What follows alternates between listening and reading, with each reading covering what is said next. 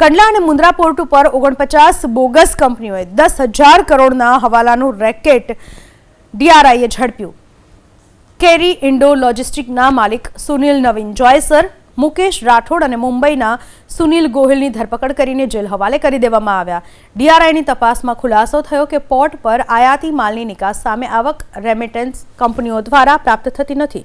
તપાસમાં એ પણ સામે આવ્યું કે આજ સુધી ભારતમાંથી 10,000 કરોડથી વધુ રકમ મોકલવામાં આવી। 49 બોગસ કંપનીએ અંદાજે 26,486 કરોડની આયાત કરવામાં આવી, જ્યારે ભારતની માલ જાહેર મૂલ્ય પર આશરે 27,138 કરોડ ફરીથી નિકાસ કરવામાં આવી। જો કે આ આયાતી માલની પુનઃ નિકાસ સામે કંપની દ્વારા કોઈ આવક રેમિટન્સ પ્રાપ્ત થયું નથી। ત્યારે ડીઆઈઆરે સુનિલ નવીન જોયસર અને મુંબઈના સુનિલ ગોહિલને નિવેદન માટે અમદાવાદ ઓફિસ બોલાવ્યા, જ્યાં પુરાવાના આધારે કસ્ટમ એક્ટ મુજબ નિવેદન લઈને જેલમાં મોકલી અપાયા। 6 ઓક્ટોબર 2023 બે લેપટોપ, 3 મોબાઈલ અને હાર્ડ ડિસ્ક સુનિલ જોયસરની ઓફિસેથી જપ્ત કરવામાં આવ્યા હતા।